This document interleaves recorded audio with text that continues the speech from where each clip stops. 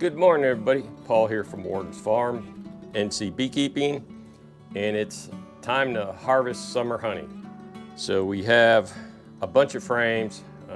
Let's see, right now I got 10, 20, 30 frames that we're harvesting today that I pulled off in 2 days of the summer heat. But I still got more hives I got to go through. It's just been way too hot. It's 105, 110 heat index. And the bees do not like you going into it. And when you do, they get into a frenzy as soon as they smell this because we're in the middle of the dearth, or the beginning of the dearth. So we're gonna harvest honey here today. This should be the amber color honey. We'll get the frames and we'll put them into the extractor, which is right to the side here. And once that's done, then it'll go from there into the Hilco buckets, which that's another additional item I got this year, or for this harvest. Couldn't get the heated honey tank. They don't have them yet. So I went with the honey holder tank.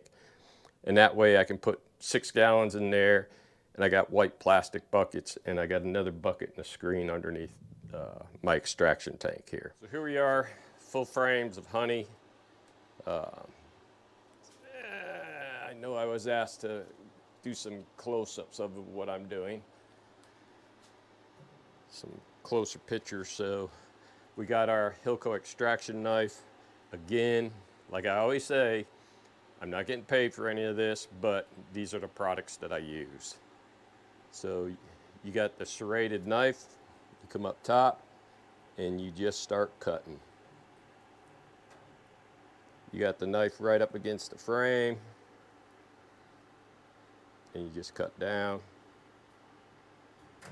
Take your time.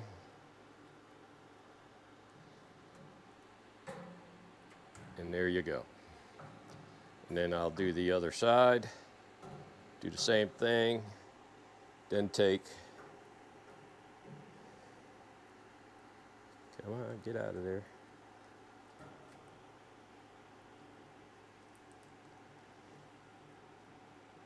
And you just go down like so. You take your fork for the areas that you can't reach. I'll turn it so that you can see it. And you can either scratch down or up. I like coming up just so I can get the wax and it's not falling in the tank where you got to keep cleaning your screen. It's darker here because that was probably used as a brood area, and then once you put in your queen excluder, it keeps the queen out where she can't lay in it anymore, so the bees will then store honey in it. And you got a few cells, just got to come back on. That's done, and then it goes right from there right into the extractor.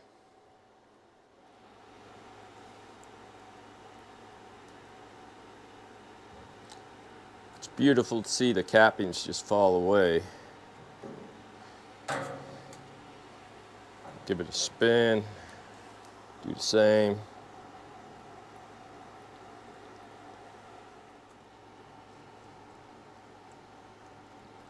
And we'll scratch away. This frame had a hole in it that the bees made to pass back and forth, which is kind of cool. And again, into the tank. That's a shallow, so we're gonna put shallow across from shallow, medium across from medium. That way it balances out the load.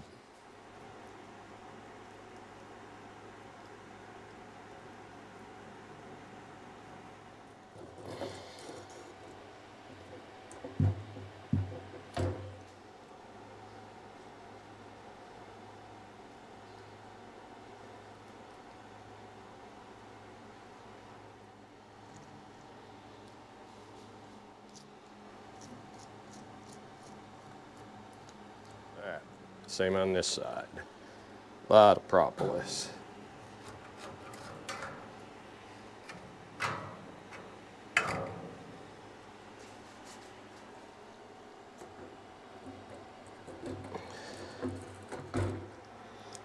This honey is really running because it's quite warm in here.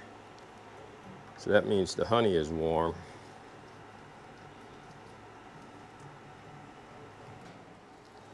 All right, this will be our last frame for the extractor. So we can start showing you the extractor for the amber colored honey. Lights on, 0, power's on. That's a cutoff button. And so you slowly start turning it on. You'll see it wiggles a lot at first. But then with these Hilco springs, the faster you turn it up, the more steady it'll become. And as the honey flings out, it'll really become steady. Right now I'm on, what is it, 65. And I like getting it up to 70, which is right there, and we'll leave it there for probably 10 minutes and then we'll check our frames. So I've turned the speed up a little higher now. We're at about 85. I'm gonna let it go at that speed for about 5 minutes. Then we'll check the frames, make sure that they're clear. If the honey starts gathering too much here, that's when it'll go into the Hilco tank. Oh, I wish you could smell this honey. The honey smells so good. Looking down in the tank, we got quite a bit collecting, but it's not hitting the frames yet. So I'm not worried about putting it into the tank yet. And this is just from the first 8 frames, because there's 6 mediums and 2 shallows in this batch. The next batch, I'll have the same 2 mediums and, or 6 mediums and 2 shallow frames. I slowly want to start getting rid of all my shallows, but it's got comb on it, and when I need it, I use it. But I really would like to stop using shallow frames and just stick with the medium frames. That's something that I'll do over the winter. I'll be converting. I'll probably find somebody who I can give the shallow frames to that needs them. You may see in the background a cleaner. That's what I use on my gloves because they get so sticky. So in between everything, I'll clean my gloves. That way I don't have to keep going through from pair to pair, and I can just keep using the same pair without it being so sticky for when I touch things. It just makes for a bad day. That's why I have plastic down on the floor. That way, if I spill anything, it'll be an easy cleanup with the plastic there. All right, that's the Hilco tank that we'll put the extracted honey in once we start getting enough. That will hold 6 gallons. And I just turned the extractor off, and you can look down in the bottom. Ooh, that's some beautiful colored amber honey. But we want to look at frames and make sure that everything is out of it. Now you see nice and shiny comb. That's from the honey that was stored in it. And let's check this side. Yeah, there's some right there. So we got to open it up and spin some more. And up here in the corner, scratch that open. And when I put these back on the beehives, they will, if I miss anything, they'll clean it out.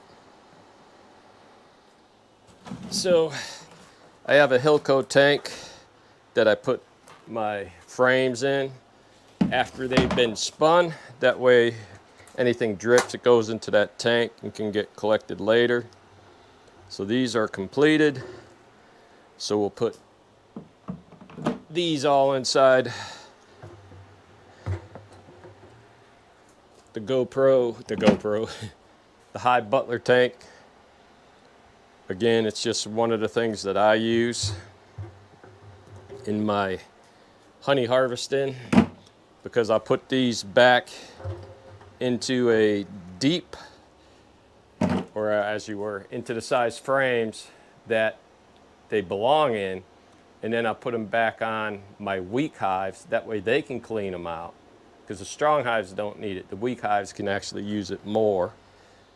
Once you get done extracting the honey, then you got to go through and you got to process it. You take a measurement of it to see what the moisture content is. Again, 18.5% moisture or less. I always shoot for at least 15.5%. That way I know there's no chance of it fermenting inside a bottle. And when you pour the honey out, it comes through, goes through 2 sets of screens that pulls out your bigger debris and your smaller debris. And the screens are in microns. In the Hilco one, I think it's 800 or 900 micron, and then a like a 1500 micron, something like that. I'll look it up and I'll post it when I see what it is. But this is the process. We're going to keep doing this until it's time to start screening honey, which I'll show you then. Now we'll put this,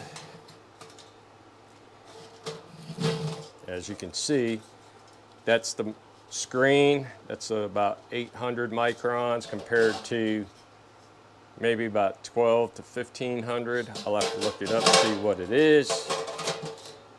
And then if you want to go real fine, you got this one here that's about 2000, but that one, it's really hard to get the honey out of.